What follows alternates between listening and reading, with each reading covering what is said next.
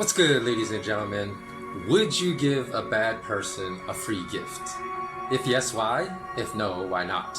These two questions are directly related to one particular facet that has to do with my new upcoming venture, SK Wealth Academy, and the legacy that I wish to create from it that I've been struggling to solve. So I am coming to you today in hopes that some of you can give me some feedback in this critical matter. Now, before I get going, I just want to explain real briefly what SK Wealth Academy is. It's a 20-plus course online educational academy that will continue to address some of the same subjects of my previous venture, like learning the best ways to invest in gold and silver assets, a skill that will be critical to building and preserving wealth for the next 10 years. But in addition, it's going to expand the pursuit of wealth from the narcissistic money is everything approach that has unfortunately risen to the top of society today into a far healthier and holistic approach that can teach everyone to pursue meaning over conflict, purpose over money, and to pursue a legacy that will continue to impact the world long after you're gone from this life. So please stick with me to the end of this video because I will explain the reason why I asked that specific question and why I need your help in finding solutions to that particular question. So for the last 10 years of my life, I've developed the 20-plus courses that constitute SK Wealth Academy that I will be launching in a few weeks. So you can basically visit a website's under construction now, but if you want to check it out, there is a link to a blog that I am now posting regular articles on, and that website is outlast.com. Again, and you'll find a link to the blog there. And again, that is Malamalama. It's a Hawaiian word that means clarity of perception, brilliance. That has to do with it, my educational slant to my next venture, and that is spelled exactly how it sounds, except there are two A's in the first syllable. So it's M-A-A-L-A-M-A-L-A-M-A, Malamalama. Okay, so the amount of days that I can literally count the amount of days that I haven't done at least one thing to forward the dream of making SK Wealth Academy a reality in the last 10 years on just these two hands. So there's literally been probably only 10 days in the last 10 years that I haven't done at least one thing every day to turn SK Wealth Academy from a dream into reality. So my purpose in developing this new venture is not only to revolutionize the options we consider for ourselves in the pursuit of education, but through a radically different approach to education, affect the lives of everyone that signs up for SK Wealth Academy in a positive way by providing disruptive approaches to our pursuit of wealth, success, and education. Because obviously with the degeneration of society into constant bickering and fighting amongst one another and with each other, our current approach is miserably failing. So I've addressed 4 elements critical to education in my SK Wealth Academy that are largely absent in academia in all 194 nations in the world today. And these 4 elements are: 1, an immediate restoration of critical thinking development; 2, an immediate return to corporate ethics that is now largely absent in the leadership of the largest corporations in the world today, including companies that, if I named in this video, would almost certainly result in this video being censored, demonetized, and shadow banned, although part of those 3 factors will probably likely happen anyways. 3, understanding the differences between unsound fiat currencies and sound money, and how misunderstanding of these issues contributes to the persistence of great suffering in the form of global poverty and hunger. And 4, the identification of life purpose to replace widespread materialistic pursuits that have created and spread elevated levels of loneliness, anxiety, and opioid dependence. So recently I posted all my Malamalama IG account, because I have a Instagram account by the same name, Malamalama, the mindless menace of violence speech delivered by the late great Bobby Francis Kennedy one day after the murder of Martin Luther King Jr. Now, the content of that speech ties into the purpose of this video. So if you haven't watched it, it's one of the best speeches, in my opinion, ever delivered by a politician, and one that is just unfathomable that a politician today would ever deliver it, simply because the fact that the political arena has been in massive decline for decades, and after both Bobby Kennedy and his brother John F. Kennedy were both murdered because they were honorable people that wanted to do honorable things, which is taboo in the world of politics. So the phrase that stood out most to me was the following in his mindless menace of violence speech. He said, quote, "Too often we honor swagger and bluster and the wielders of force. Too often we excuse those who are willing to build their own lives on the shattered dreams of other human beings."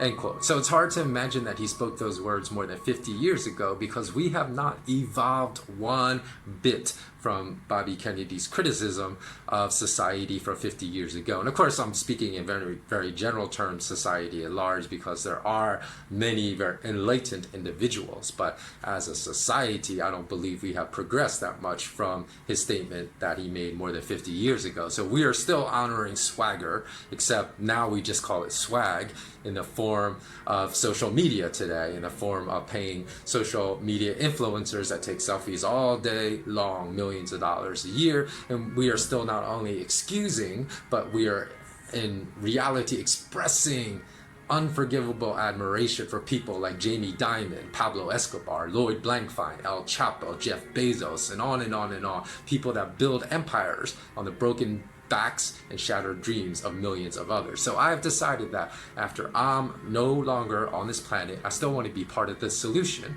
And for that reason, I want to ensure that the 10 years of my blood, sweat, and tears that I've spent developing SK Wealth Academy should not go to waste even after I am gone. So I've decided that after I'm gone, every person that wishes to take any SK Wealth Academy course I've developed but can't afford to pay for it will receive it for free.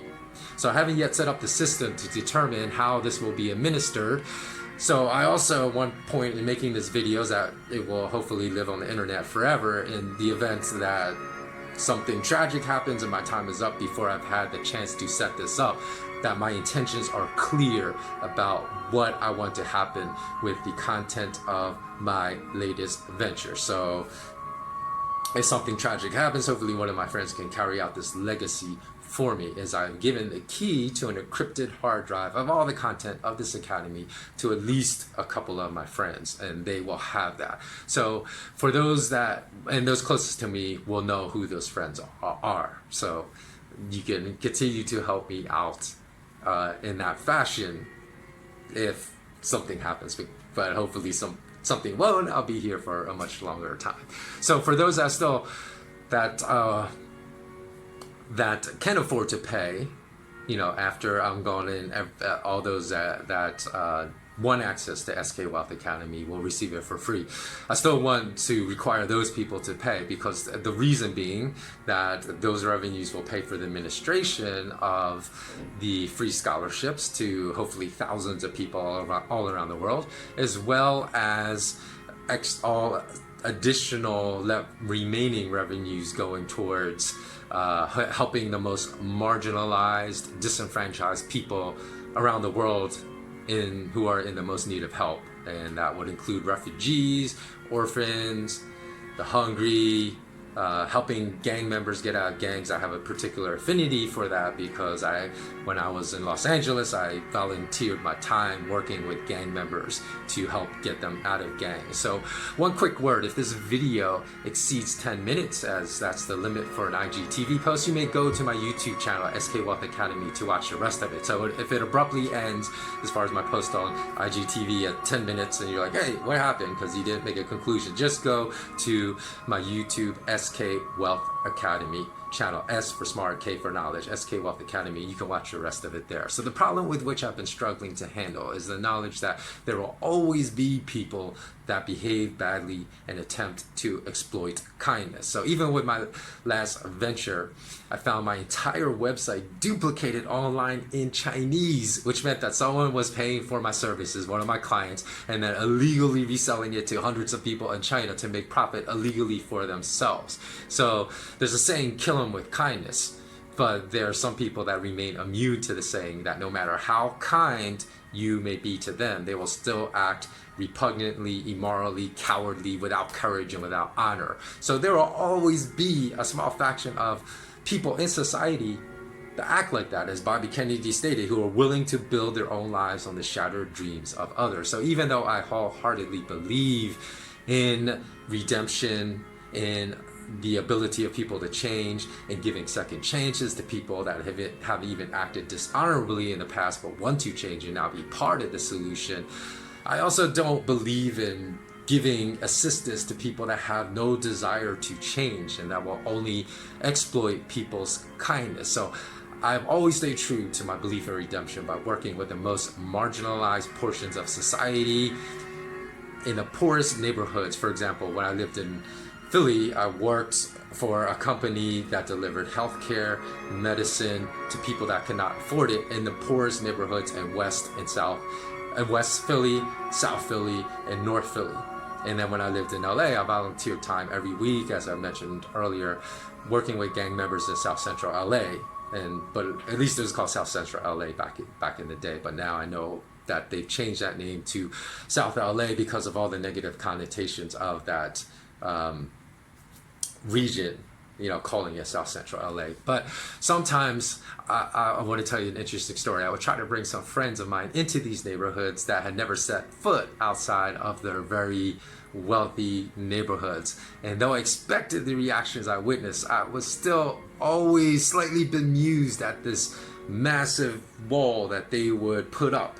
And it's just a psychological wall. Obviously, I'm not talking about a physical wall, but you could actually see it in their observations with other people in that community, and they would draw this wall between themselves and the people that lived in these disenfranchised communities. And I remember even one time, and when I was in university, when I was hanging out with a friend in downtown Philly, and we had just finished eating dinner, and we were approached by a homeless person on the street, and I stopped to talk to him, and my friend literally started hyperventilating and having a mini panic attack simply because I stopped to converse with a homeless person. So I told her, just breathe, just calm down, because not all homeless people are crack and meth addicts that want to kill you. And some are genuinely people that are just down on their luck, that once had good jobs, once had financial stability, but through unfortunate economic circumstances ended up living on the street. So I've been told her, though I knew I wasn't going to change anyone's life with a 10-minute conversation, it was important for us not to lose our humanity, not to pretend we don't see these people and walk by them as if they do not exist. So years later, when I had moved to Los Angeles and I stopped and talked to another homeless person who was a perfect gentleman and actually very articulate, but just down on his luck. I recalled that incident in Philly with my friend, because before I parted ways with this homeless person in Los Angeles, I told him about some resources which he was not aware, like a soup kitchen and a shelter in downtown LA, that because he expressed a desire to get back to his former life he once had. And I said, hey, here are some resources that can help you get back on your feet, because I can see you really want to get back on your feet, but you just don't know how. And I don't even actually remember all the other things we spoke about, because I remember we spoke for a good half an hour. And but one thing I will never forget for the rest of my life is that before I left, this homeless person told me that I was the first person in not months, not even a year, but he said in years, that stopped to talk to him. And that because I did, I made him feel like Superman, that he could do anything. Those are exact words. He said, man, you make me feel like Superman. You make me feel like I can do anything. And that made me really stop and think about things that I never thought about before. Because I thought to myself, hey, if only people that saw this man every day, but walked by him like he did not exist, just stopped and talked to him. Maybe even just for a minute, for 5 minutes, that would give him the encouragement he needed to get back on his feet and to be out of his situation probably within 6 months.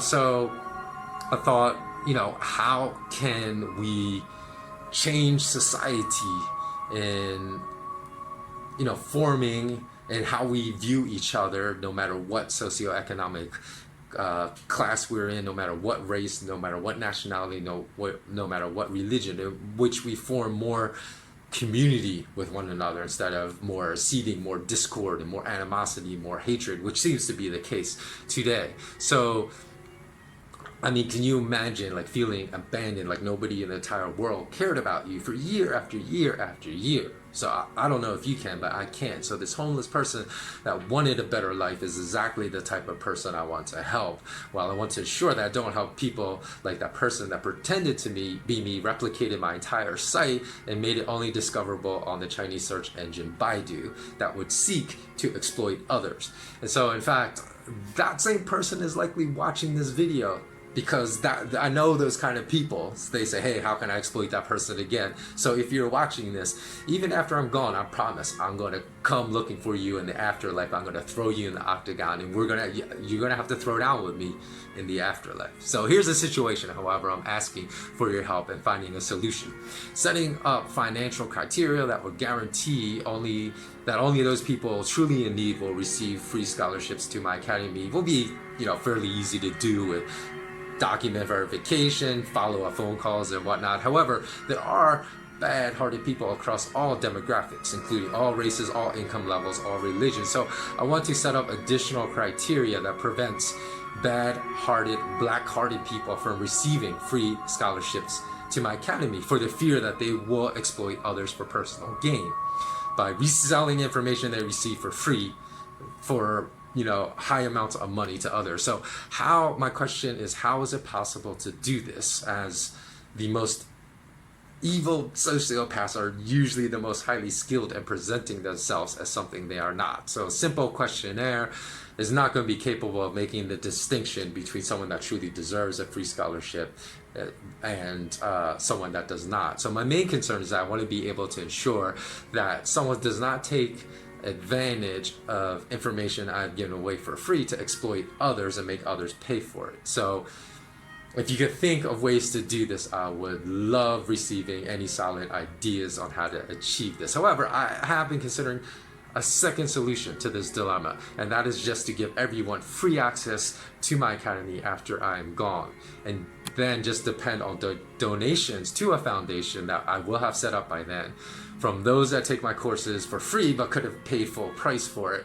So I still wish to leave a foundation behind that helps people most in need on this planet, because certainly no government, no politician will ever do this, as all politicians, at least in my lifetime, have always served the 1% of the wealthiest people in their nation while ignoring everyone else. And those politicians do exist that do want to be like Bobby Kennedy, that do want to be like John F. Kennedy, but they are never given a fair shake at actually winning the elections because of the money-driven political system that is carefully controlled and crafted at the very highest echelons of society. So if I give away my education for free to everyone, I would have to rely on the good-heartedness of people that could have afforded to pay to donate money to my foundation voluntarily. So here are my questions again. Do you believe I should try to exclude bad people from being eligible to free access to all courses in my academy after I am gone?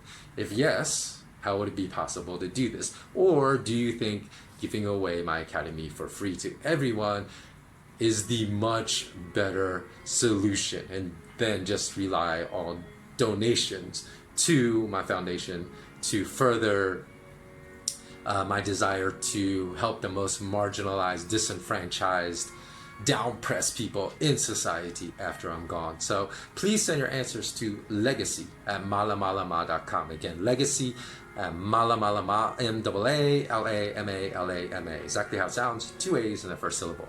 So that's all for today. I thank you for staying to the end. If you listened to this whole video, bless up, and always remember, remain intensely curious. So long.